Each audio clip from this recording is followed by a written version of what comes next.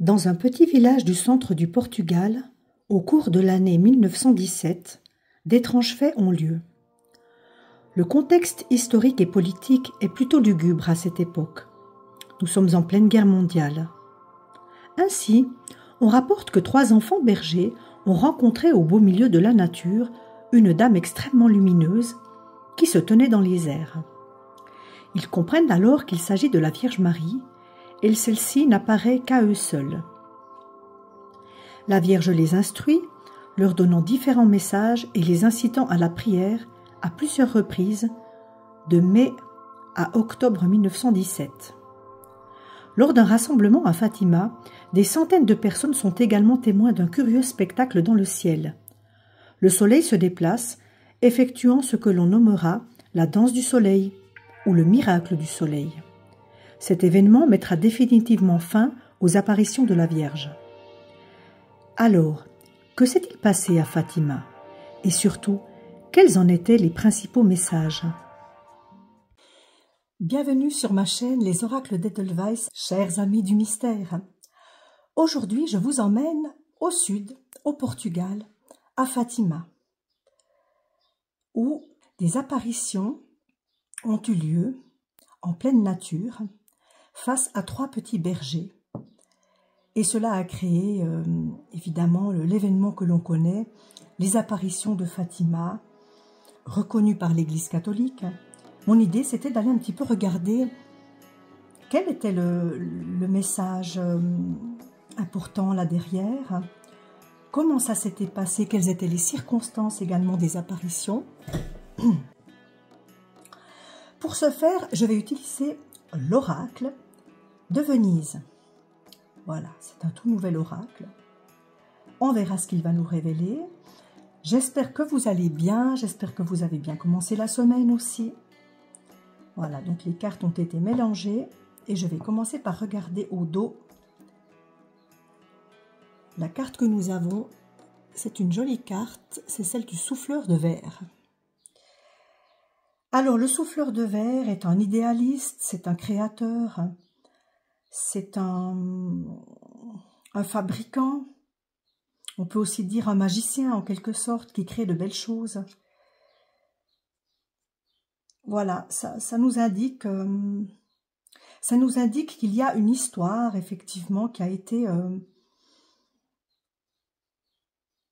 je dirais pas créée, mais qui a commencé à partir de ce moment-là, à partir des apparitions de Fatima. Un récit, un mythe aussi en quelque sorte. Alors je ne le dis pas négativement, hein, je ne le dis pas dans le sens où les apparitions seraient un mensonge, pas du tout. Mais ça a vraiment donné lieu à une nouvelle histoire. Et on va commencer. Alors Fatima, quelles sont les révélations de Fatima? Quelles sont les révélations de Fatima?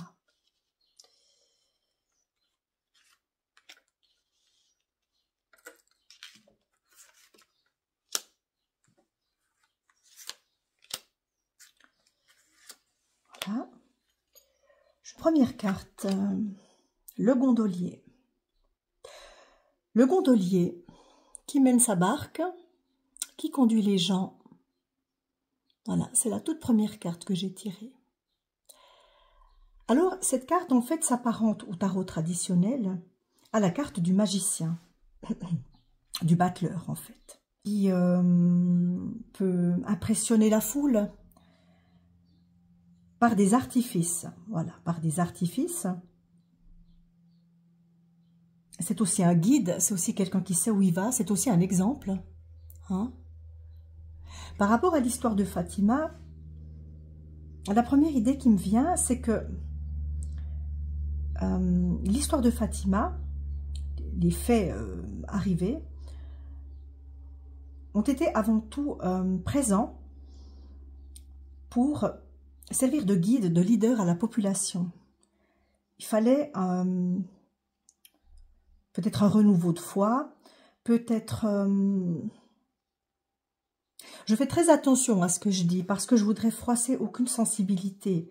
Si des personnes catholiques ou croyantes viennent sur ma chaîne, vous noterez que j'ai mis un petit J'ai mis la Vierge Marie ici. Le but étant de comprendre, mais pas de discréditer quoi que ce soit. Hein. Donc, je suis prudente par rapport à ça. Et moi, j'ai envie de dire que les apparitions de Fatima ont servi de guide, ont servi de leader en quelque sorte à la population catholique dans ces années-là, qui peut-être la religion s'essoufflait-elle un petit peu. Voilà. Je vais en rester là pour l'instant. Deuxième carte. Le baptistère inversé. Bon.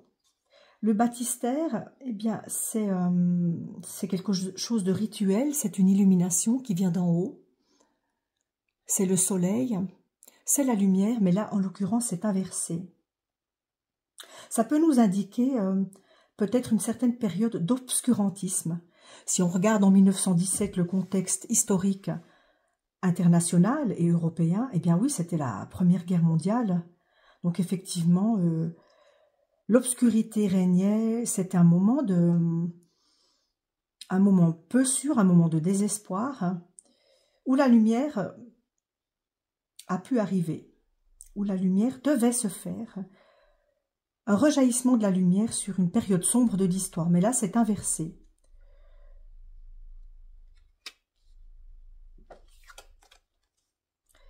Notre-Dame de la Salute est inversée aussi. Notre-Dame de la Salute, c'est l'isolement, c'est aussi une certaine solennalité. Ça peut aussi nous faire penser au Capitole, au Vatican, hein, cette carte, je trouve. Voilà. Donc, elle est à l'envers. Eh bien, de nouveau, moi, ça me laisse apporter que, en cette période-là, il y a eu, en quelque sorte, une perte de foi, une perte, ben oui, de confiance dans la vie, dans l'histoire, dans les événements, dans la foi, dans l'Église, peut-être. C'est arrivé, et ces apparitions sont arrivées, je dirais, à point nommé, parce que l'Église, le Vatican s'essoufflait, était dans l'isolement, au milieu de la mer, des bâtons qui nous empêchent d'y accéder, c'est... Ouais. On va voir ce que disent les autres cartes. Je retrouve le souffleur de verre, c'est marrant quand même. Le souffleur de verre. Le souffleur de verre, c'est un petit peu un... Il crée des belles choses. C'est un petit peu un illusionniste. C'est... Bon, c'est la créativité avant tout, bien sûr. Mais là, on dirait une forme de bulle, une forme... Vous voyez un petit peu quelque chose d'aérien, quelque chose de très léger. Il y a du rêve dans cette carte. Il y a quelque chose du rêve, de l'illusion. Un rêve, une illusion, quelque chose qui fait rêver le peuple, qui redonne une espèce de foi aux personnes. Voyons voir la suite. Le cloître, oui. Le cloître, l'isolement évidemment, la retraite un peu forcée, hein. On se retire. Alors ça peut nous rapporter au lieu où les apparitions, se sont passées, justement, un endroit retiré. Ça peut nous amener à la nature évidemment catholique, à la nature pieuse, à la nature religieuse. Ça nous parle peut-être aussi des protagonistes. Lucia dos Santos, Francisco Marto et Jacinta Marto, qui devaient être, mais qui étaient apparemment des enfants d'un village isolé, très croyants, très pieux, qui menaient une vie presque en autarcie, je dirais très, très éloignée des grands axes, de l'histoire aussi contemporaine. Une certaine forme de timidité, de retrait, oui. Voyons voir encore la dentelière. La dentelière.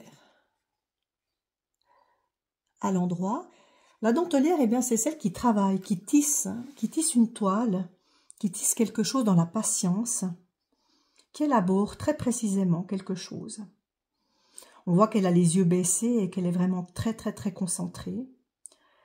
La manière dont elle est attifée aussi me rappelle un peu le Portugal. Hein, les personnes à l'époque, c'est peut-être plus maintenant, mais les personnes âgées de l'époque qui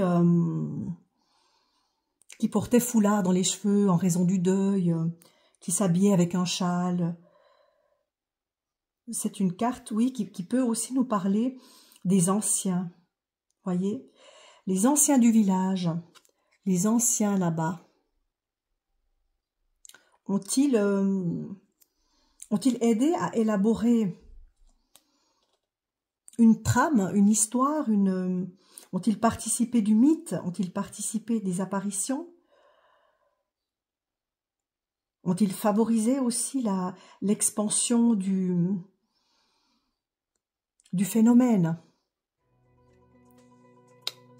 Et enfin, une dernière carte, la Venelle. La Venelle.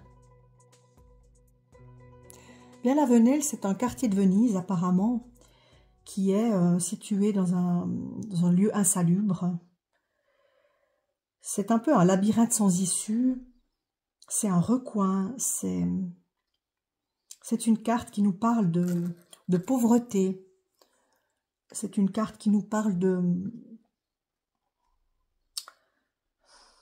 presque d'insalubrité, quelque chose qui n'est pas propre en fait, qui n'est pas limpide, attirant, dans l'abondance. Non, c'est bien tout le contraire. On voit un personnage aussi courir tout seul, là au milieu. Alors voilà. Vous pourrez y voir que tout ce phénomène mène à une sorte d'impasse. Alors je ne sais pas pourquoi. Je ne sais pas pourquoi, parce que Fatima est un événement qui attire énormément de monde en cours de nos jours.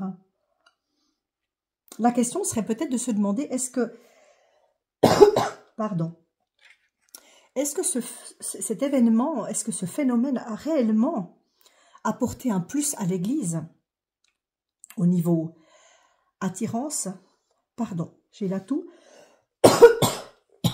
au niveau fidéliser les croyants, ou au contraire, à la longue, au long des années, est-ce que cet événement a mené, je dirais, l'Église ou les personnages dans une impasse, dans quelque chose qui n'était pas prévu, loin de toutes les caméras, toute la médiatisation. Ça se serait essoufflé, et peut-être que de nos jours, ça aurait un peu perdu de sa superbe. Mais maintenant, quel était le sens? Moi, j'aimerais savoir quel était le sens de ces apparitions. Ou bien, si vous voulez, quel était le message? Il y a eu un message, il y a eu plusieurs messages. La Vierge se serait adressée aux enfants et à la population. On a même vu donc le soleil effectuer une danse dans le ciel. J'aimerais poser la question autour du sens de cet événement, de ce qui s'est produit là-bas à Fatima. Quel était le sens?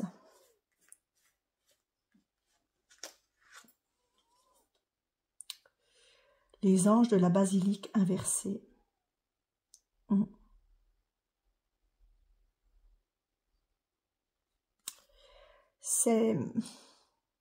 C'est une nouvelle qui n'en est pas vraiment une, mais c'est aussi peut-être une nouvelle qui indiquait, je dirais peut-être une mise en garde. Une mise en garde contre quelque chose qui pouvait se produire. Quelque chose bien sûr de lourd, pas forcément quelque chose de positif, hein, vous l'aurez deviné. Il y avait une mise en garde, mais moi j'y vois aussi un non-rapprochement des personnes, une division. J'y vois une division auprès des personnes. Alors vous savez qu'on vit actuellement dans un monde qui est très cloisonné, avec beaucoup d'étiquettes. On a, eh bien, nous avons, pour donner des exemples, les chrétiens, on a les catholiques, on a d'autres religions maintenant en Europe aussi qui sont arrivées par l'immigration, l'islam, etc. Et cette carte venait pas nous mettre en garde contre la division entre les peuples, la division entre frères, entre sœurs. Parce que même si, d'accord, il s'agit d'un événement catholique, eh bien, le but des religions, c'est quand même de réunir, hein, de réunir. Normalement, ça devrait, c'est pas le cas, mais ça devrait. Et là, il y avait une claire mise en garde contre soit un démantèlement, peut-être aussi un démantèlement du christianisme, des chrétiens entre eux, de leur unité, soit l'unité entre les religions, entre les peuples. Il y a quelque chose qui est cassé. Et c'était un avertissement de cela. Bon, on veut nous diviser, on veut diviser le monde encore plus qu'à l'époque. Et on voit bien avec ce qui se passe actuellement, politiquement, que ça va vraiment dans ce sens. On ne peut pas dire le contraire. On ne peut pas dire le contraire. Alors, quoi d'autre au sujet de Fatima? Beaucoup de cartes inversées. Le palais. Le palais inversé, une certaine sécurité. Une sécurité, un ordre établi. Quelque chose qui est établi depuis longtemps. Quelque chose de fier, de solide. Qui ne tient plus la route. D'anciennes valeurs qui ne pourront plus être préservées. Qui devront changer, qui devront immuablement évoluer. Ouais. Et quand on la retourne, l'eau est par-dessus. L'eau arrive par-dessus le bâtiment. Ça va être lavé. Il est peut-être temps, en voyant cette carte, il est peut-être temps, par rapport au message, de nettoyer peut-être, de pousser un petit peu ces vieilles choses établies, que ce soit par la société, mais aussi par l'Église. En voyant cela, on peut penser à tout ce qui est en train d'être dévoilé, nettoyé, purgé dans l'Église catholique actuellement. Hein. On voit bien beaucoup de choses sortent en lumière. Mais ça ne rejoint pas que l'Église catholique. C'est une tendance générale mondiale où on arrive à une époque où les secrets ressortent et les choses sont poussées, sont nettoyées. Nettoyées, ensuite on n'en parlera plus pour faire place au nouveau. Au nouveau qui est censé être plus clair, plus limpide. Comme l'eau, comme l'eau. Bon, encore quoi? Quoi encore? La salle du conseil, la salle du conseil. C'est le jugement. C'est un peu le tribunal. Vous voyez, à l'endroit, on a les anges. On a les anges, on a une jolie salle de... Oui, on peut dire une salle de tribunal. C'est la loi inversée, les règles de loi inversée. On venait prévenir à Fatima de l'inversion des choses, de l'inversion dans le monde, de nouveaux paradigmes, ce qui est en haut et ce qui est en bas. Et ce qui est en bas va se retrouver en haut. Le monde va devenir chancelant, le monde, on ne peut plus se reposer sur l'acquis, sur les certitudes, même sur la loi. Tout va être inversé, tout va être inversé. S'il y a un message à retenir de Fatima, je pense que c'est celui-là. Attention, tout va être inversé. Le bon, le mauvais, le bien, le mal. Des valeurs morales vont devenir immorales, et ce qui était immoral deviendra moral. Vous voyez, on est en plein dedans. On est en plein dedans, ça fait plus d'un siècle que ça a été dit, mais c'est vraiment ce à quoi ça me fait penser.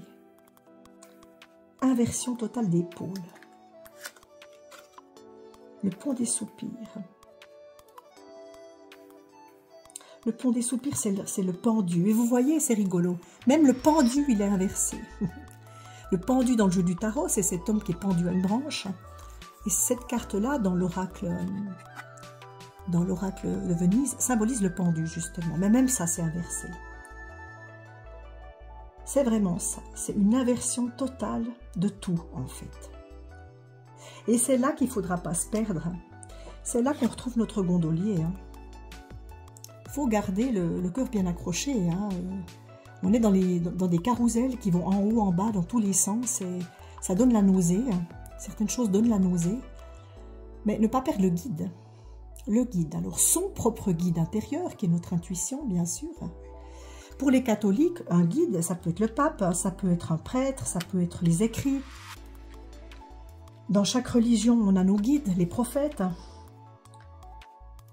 Mais même le pendu est inversé, je trouve que c'est assez... ça veut tout dire.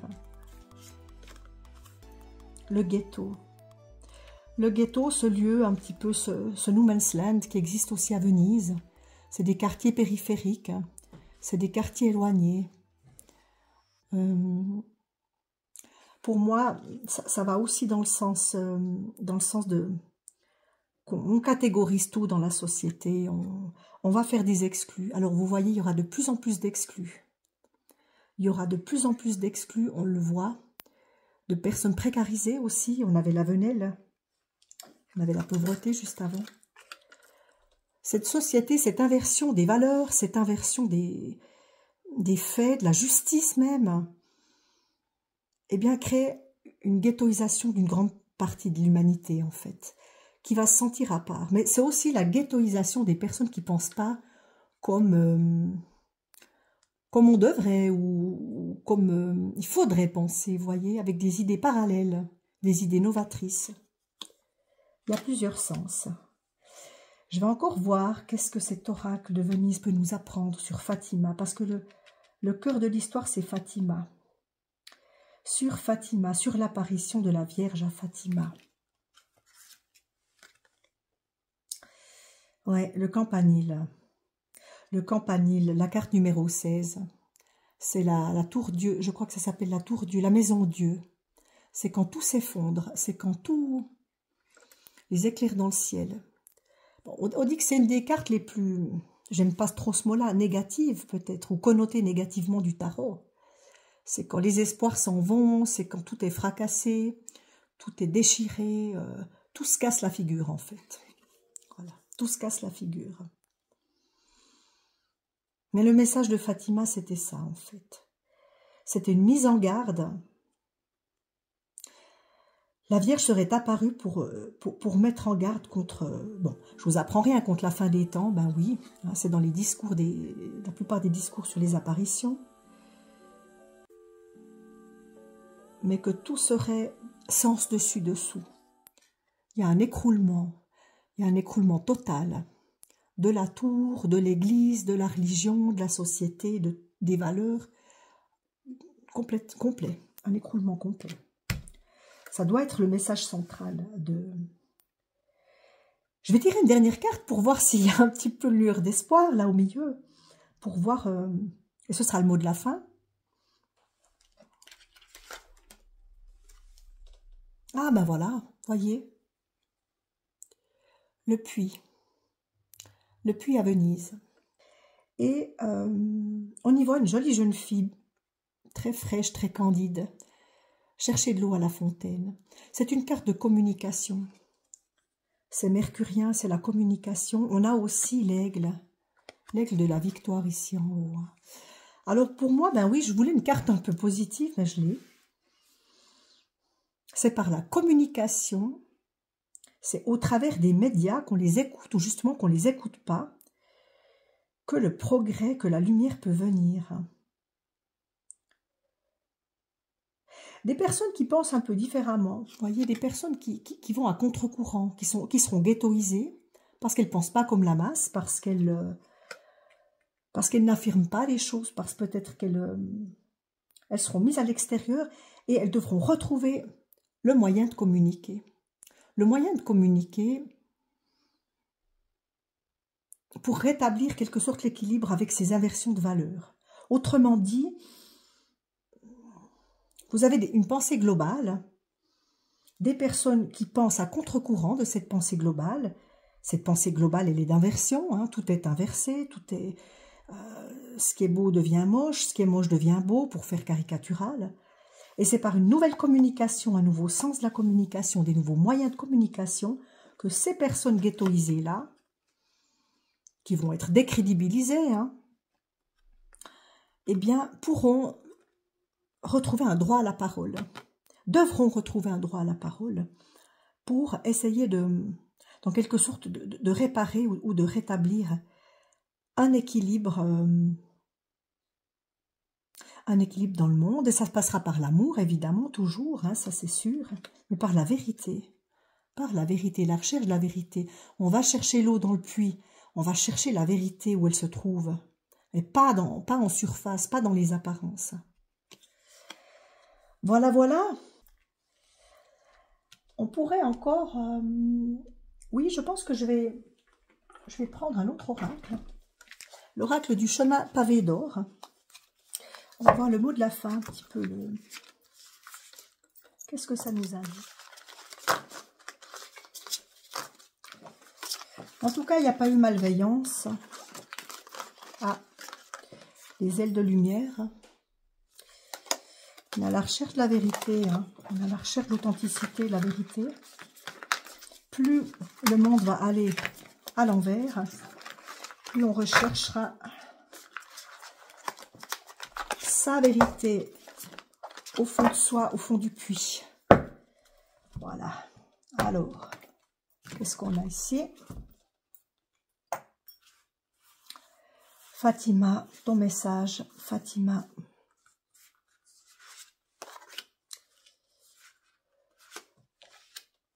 Je vais prendre que 3 cartes. Voilà. Première carte.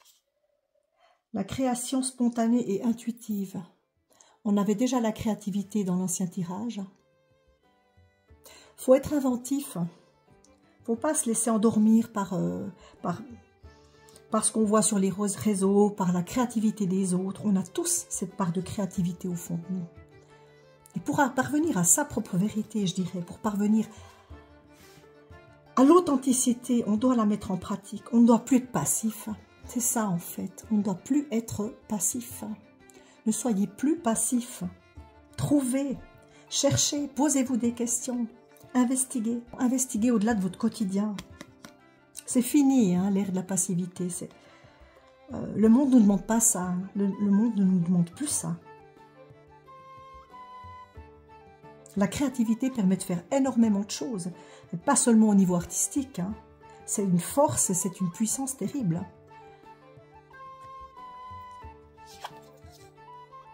Ne transigez pas. Ne transigez pas. Soyez ferme avec vous-même. On nous parle beaucoup de se laisser aller, de se détendre, de s'amuser. Oui, certes. Mais soyez ferme avec vos décisions, avec vos pensées, avec vos valeurs. Maintenez-les. Hein. Maintenons nos valeurs. Les ailes de lumière, de nouveau, tiens, en bas. Le chemin n'est pas facile, ça vous vous en doutez. Le chemin n'est pas facile, mais on est à une ère, on est vraiment à un moment où, je dirais quelque part, c'est une chance d'être là. C'est une chance pour grandir, pour évoluer, mais à vitesse grand V, quoi. On ne s'en rend pas compte. Mais tout ce qui se passe, le fait qu'on doive se positionner tous les jours face à ce qui se passe, pour rester cohérent dans ce monde, pour pas qui m'ait pété les plombs, pour s'y retrouver. Parce qu'il se passe tellement de choses, tout est médiatisé, tout est surmédiatisé. Le chemin n'est pas facile, il est semé de mensonges, etc., etc. Mais il ne faut pas transiger. La lumière viendra. La lumière viendra. Mais c'est aussi à nous de faire une partie du boulot. Hein, ça ne se fait pas tout seul. Je vous tire encore une autre carte, la dernière. La créativité. Bon, là, elle était inversée. Retrouver la créativité. Pour le moment, je dirais, la créativité revient beaucoup. Hein. Le message de Fatima, c'est de retrouver sa propre créativité qui est endormie chez beaucoup de gens encore, beaucoup trop. Quand on est créatif, quand on accepte sa créativité, quand on l'embrasse, sa propre créativité, on perçoit les choses différemment. On reçoit des messages intuitifs, on vit la vie autrement, vous savez. Et quelle que soit la manière d'exprimer sa créativité, en fait, l'humanité doit retrouver le beau.